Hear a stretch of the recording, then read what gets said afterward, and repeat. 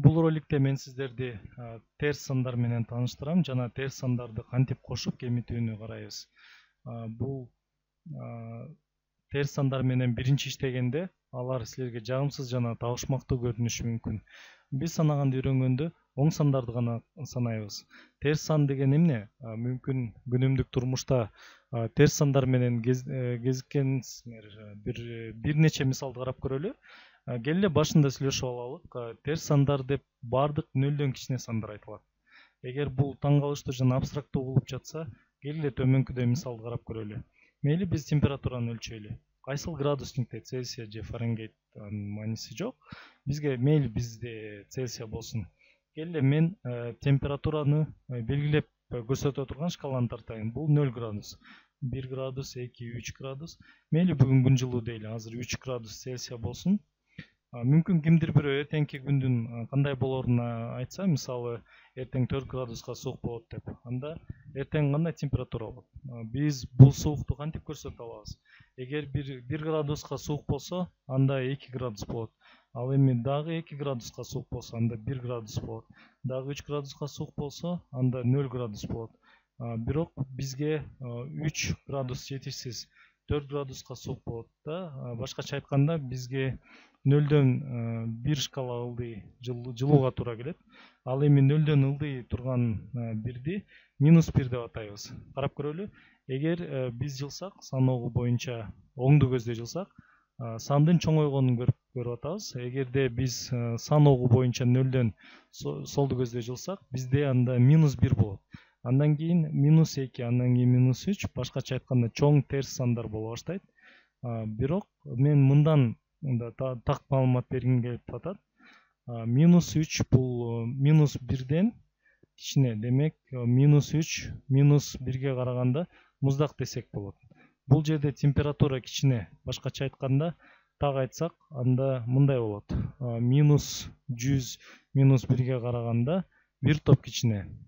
Силер 100дү жана 1ди карап көрсөңөр болот. Кантип эле 101ден кичине болсун деп айтсаңар жарашат. Бирок сандын алдындагы -1ге бир нерсе жетишсиз болуп жаткандыгын түшүндүрөт. -100. Эгерде бул температура болсо, бизде 100 градуска суук болуп жаткандыгын түшүндүрөт. Башкача айтканда, -1ге караганда бир топ эле суук. Келгиле башка мисалдарды карап көрөлү. Мейли менин банктык эсебимде $100 бар дейли. Келе башка өң менен жазалы. Бүгүн менде $10 бар. Бүгүн менде $10 бар. Мен барып $30 коротуп келдим дейли. Мейли мен банкым өтө ыңгайлуу банк болсун. Мен өзүмдүн эсебимдеги акчадан көп коротуп салдым десем, демек мен $30 короттум. Эми менин банктын эсебимде канча калды? Келе мен сан огун сызайын.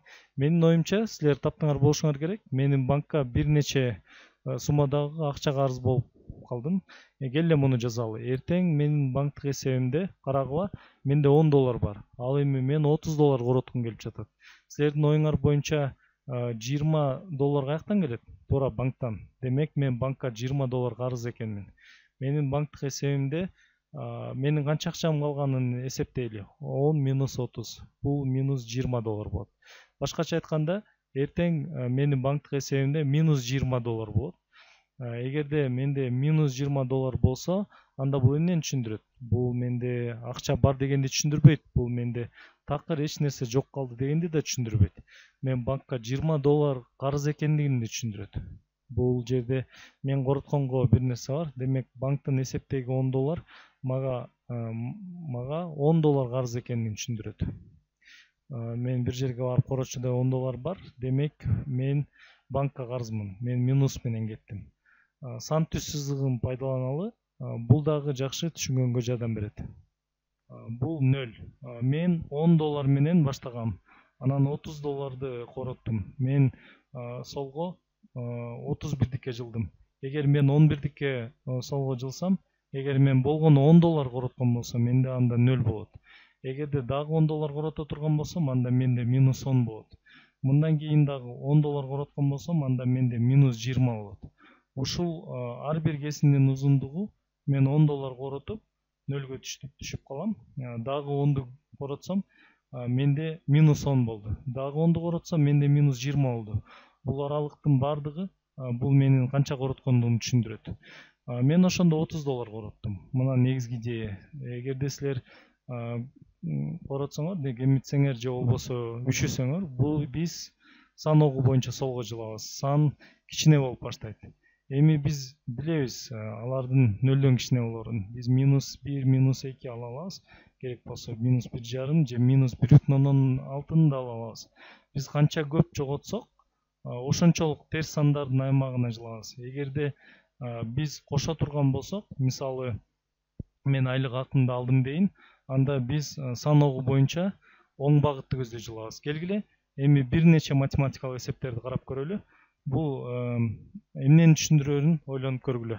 Эгерде бизден сураса, мисалы дейли 3 - 4, бул кайра эле температура менен болгон кырдаал болот. Биз 3төн баштаганбыз, 4-тү эметебиз. Биз 4 бирдикке солго жылабыз. 1, 2, 3, 4. Биз анда -1ге туш болобуз. Эгерде силер эсепти ушундай жол менен чыгарсаңар, терс сан эмне экенин түшүнөсүңөр.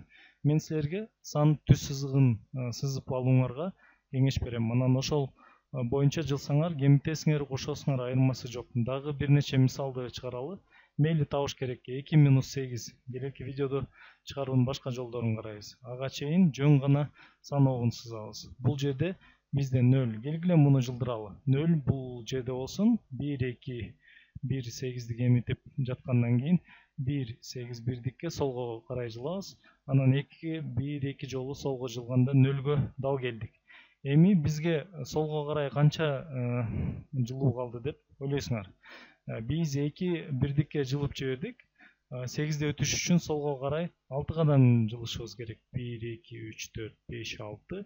Биз кайсыга туш болобуз? Биз 0дө болчубуз. Бул -1, -2, -3, -4, -5, -6. Демек 2 - 8 барабар болот экен -6га. 2 - 2 болсо 0гө барабар. Эгерде биз 8ди кемитсек, биз дагы 6ны кемитебиз. Башкача айтканда, биз -6ны алабыз, же болбосо 0дөн 6га ылдый. Келе дагы бир мисал карап көрөлү. Бул башкача болсун. Силер менин оюмча чыгара аласыңар. Бул башка өң менен жазалы. -4 - 2. Биз мында терс сандардан баштайбыз.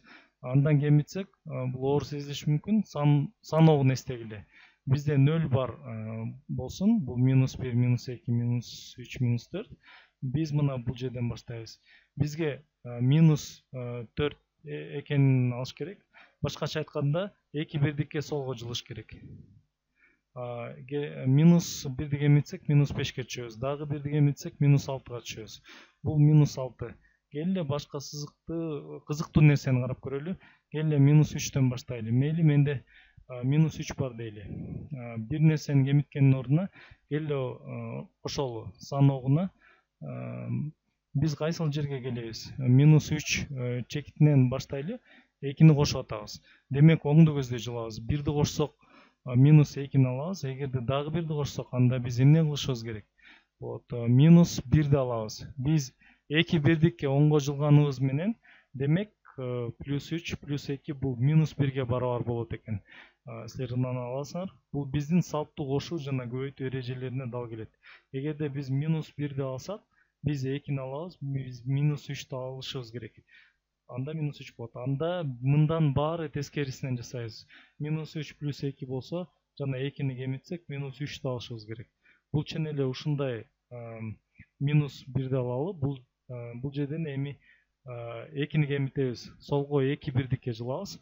-3ди алабыз. Менин оюмча силер байкадыңар болуш керек, терс сандар менен кантип иштеш керек экенин, жана кантип иреттөө жана кемитүү керек экендигин. Келерки видеодо көптөгөн мисалдар бүтөт. Терс сандарды кемитүү эмнени түшүндүрөрүн кийинки видеодо карайбыз.